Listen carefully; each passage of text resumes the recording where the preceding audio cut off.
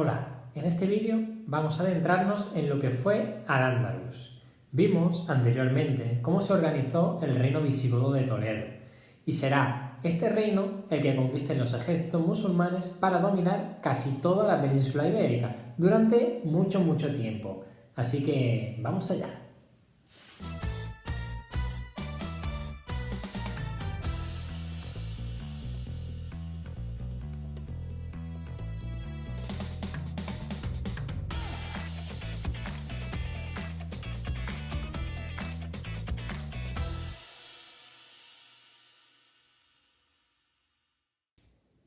La conquista de la península ibérica por parte de los musulmanes se debe principalmente a dos factores que la explican. El primero de ellos es la expansión del Islam. Desde la zona de Arabia, la Meca, Medina, se va a ir expandiendo por muchas zonas, y la península ibérica será una de ellas. La segunda, la debilidad del reino visigodo, pues se va a encontrar en un momento de guerra civil, ya que al ser la monarquía hereditaria, cuando muere el rey, en este caso Witiza, va a haber un enfrentamiento entre dos bandos. Por un lado Rodrigo, que era llegar a ser rey, y por el otro lado Águila. Este último, para poder vencer, pidió ayuda a los musulmanes del norte de África, quienes gracias a don Julián de Ceuta consiguen cruzar el estrecho de Gibraltar y llegar aquí. Aquí a la península ibérica, de parte de los ejércitos musulmanes, llegaron por un lado Musa y por el otro lado Tarik. Consiguieron vencer al visigodo Rodrigo en la batalla de Guadalete, en el año 711. Pero ya una vez aquí, los musulmanes fueron avanzando, llegaron hasta Córdoba, Toledo, que era la capital. Les fue sencillo ir avanzando, ya que la nobleza visigoda estaba desunida y no les importaba mucho que les invadieran. Así pues, llegaron hasta el norte, quedando solo sin conquistar en la zona cantábrica.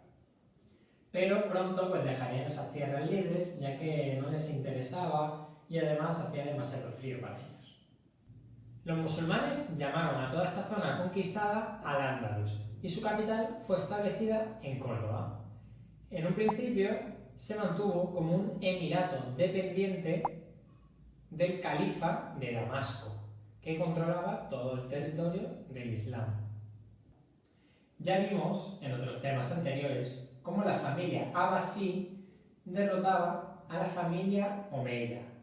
Esta nueva dinastía se encargó de eliminar a todos los miembros Omeya que pudieron, para que no volviesen a intentar llegar al poder. Sin embargo, un miembro de la familia consiguió huir, era Abderramán. Este personaje consiguió marcharse desde la capital hasta la península ibérica. Aquí se hizo con el poder y proclamó el Emirato Independiente de Al-Ándalus y dejó de obedecer ya al califa, aunque este califa no era ya la autoridad política en la península ibérica, sí que continuaba siendo la máxima autoridad religiosa. La siguiente etapa llegará con Abderramán III. Este consigue gran autoridad, por ejemplo controlando importantes rebeliones como la de Omar ibn Hafsun y manteniendo a raya a los cristianos que estaban expandiéndose. Esto le permitirá proclamarse califa, iniciando una nueva etapa, la etapa del califato. En esta etapa, ya la tercera que hemos visto, Abderramán III será la máxima autoridad política, pero también la máxima autoridad religiosa. Ya no dependía de nadie, él mismo era el califa. El califato en Al-Ándalus fue la etapa más brillante. En esta etapa se construyeron grandes obras arquitectónicas, como por ejemplo el Palacio de Medina Sidonia, que estaba en Córdoba, y era donde habitaba el califa. Hemos visto que el más importante fue Abderramán III, pero tras él vinieron otros, ya de menor importancia. Vemos en este palacio la típica arquitectura musulmana de la que hablaremos más adelante. Después de la brillante época de Abderramán III al mando del califato, el gobierno recayó en manos de un niño. Se llamaba Hisham II. Al ser tan joven, obviamente no podía llevar a cabo las labores de gobierno, por lo que éstas recayeron en Almanzor. Almanzor era un general muy reconocido y con mucha fama dentro de Al-Ándalus. Su fama venía por las campañas de saqueo que realizaba contra los cristianos. Estas campañas de saqueo eran conocidas como razias y en ellas pues, se dedicaba a atacar a alguna ciudad cristiana y traerse objetos de valor. Destaca, por ejemplo, la racia que llevó a cabo en la ciudad de Santiago de Compostela, muy importante para el cristianismo. Tras el gobierno de Almanzor, las luchas internas en Al-Ándalus fueron cada vez a más y el califato terminó por dividirse en numerosos reinos de taifas. Fue un momento de profunda crisis, pues eran débiles, se peleaban entre sí, eran atacados por los cristianos del norte, lo que hizo que tuvieran que pagarles para que no les atacasen. Este medio de pago para defenderse de esos ataques se llamaban parias. Los cristianos estaban en toda la zona de aquí y, como he dicho, si no querían ser atacados le pagaban esas parias. Ante la debilidad de los reinos de taifas, los cristianos cada vez les presionaban más y más. Y esto generó un miedo grande en la población musulmana, lo que hizo que tuvieran que pedir ayuda a guerreros del norte de África, los llamados almorávides. Los almorávides vencieron a los cristianos en la batalla de Sagrajas, pero para los ciudadanos eran demasiado estrictos e impopulares, por lo que Al-Ándalus se volvería a romper de nuevo en muy poco tiempo. Más adelante, los musulmanes de Al-Ándalus de nuevo tuvieron que pedir ayuda al norte de África. Esta vez llegaron los almohades, que fueron vencidos por los cristianos en la famosísima batalla de las Navas de Tolosa, donde todos los reinos cristianos, casi todos los reinos cristianos, decidieron unirse para combatir a estos nuevos ejércitos del norte de África. Tras esto, Al-Ándalus fue prácticamente conquistada entera por los cristianos, quedando un pequeño núcleo en el sur. Después de esto, la conquista fue cada vez a más y a más, los cristianos fueron avanzando hacia el sur y a los musulmanes les quedó un pequeño territorio.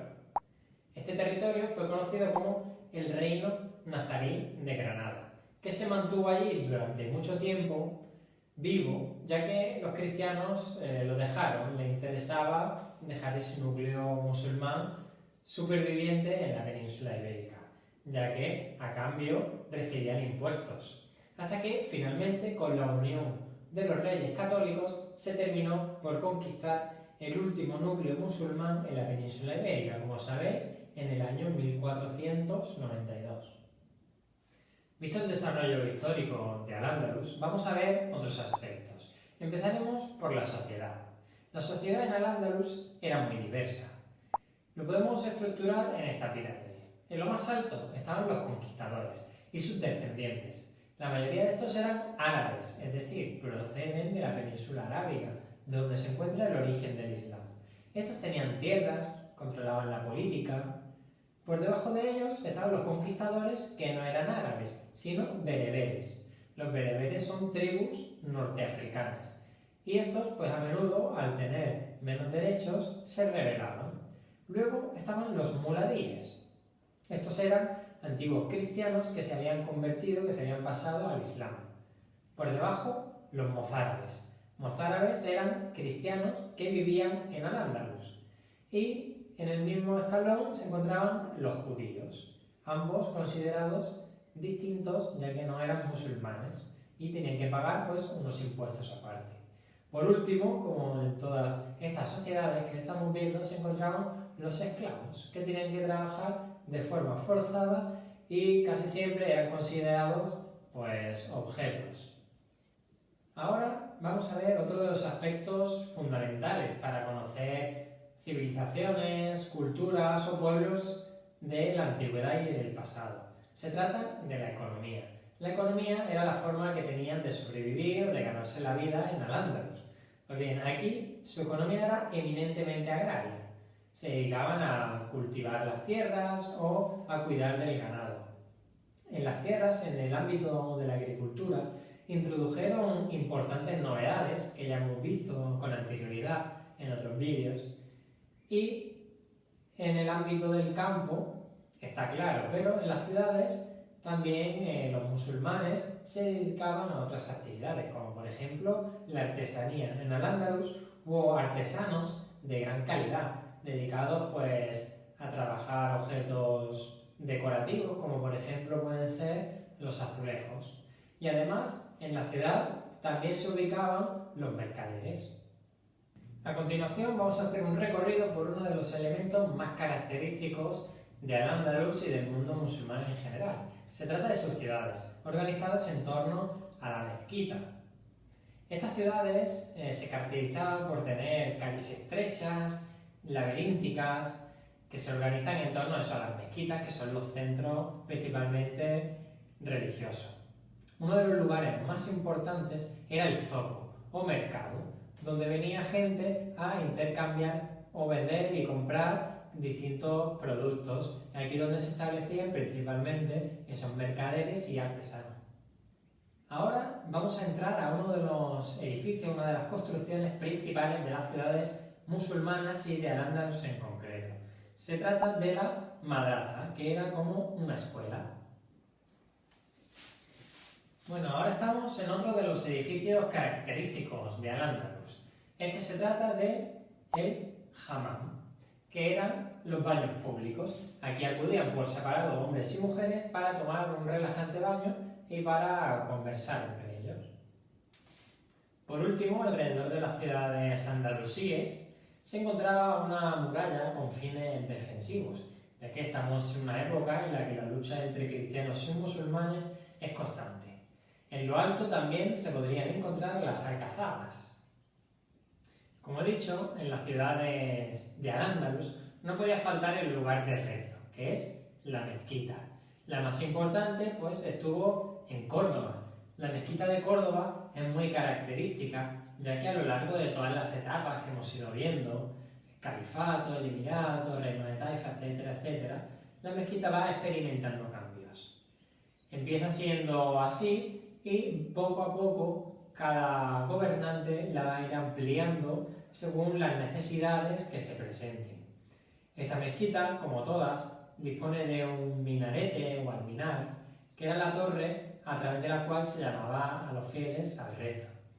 El patio también es muy importante, servía para purificarse antes de entrar, y este patio también va a ir poco a poco ampliándose al ritmo en el que la propia mezquita va creciendo.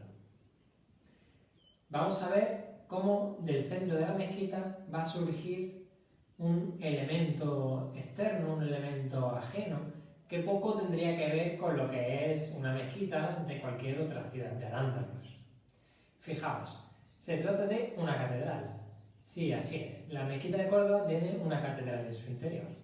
Vamos a ver la mezquita de Córdoba por dentro, cómo alberga los elementos propios de la arquitectura musulmana, como los arcos de herradura o lobulados, la decoración en los techos muy rica. Si os fijáis, intentan dejar todo lleno, nada sin decorar. También veremos los elementos típicos como la qibla o el mihrab, decoraciones con letra árabe, y esta pues es el nicho más importante para el rezo musulmán. Bueno, y no podemos terminar este viaje sin hablar de la Alhambra, la gran construcción musulmana en Al-Ándalus, situada en Granada y famosa por la extrema belleza de su construcción, porque se aprecian elementos típicos musulmanes como el gusto por el agua, los jardines, la variedad de sus columnas y la maestría en sus techos. Todo esto también nos hace ver que los musulmanes eran excelentes arquitectos y también en el ámbito de la cultura experimentaron un avance significativo, destacando sobre todo en la época de los reinos de taifas, que a pesar de estar en crisis política, su cultura fue fenomenal. Por comentar y mencionar algunos de los personajes destacados para que os suene, pues son sobre todo pensadores como Averroes o Maimónides. Y ahora sí que ya dejamos este viaje y bueno, en próximos vídeos veremos, mientras se ha pasado todo esto en Al-Ándalus, qué pasa en la otra parte, qué pasa con los reinos cristianos. Pues eso lo veremos en otro vídeo, así que hasta aquí hemos llegado.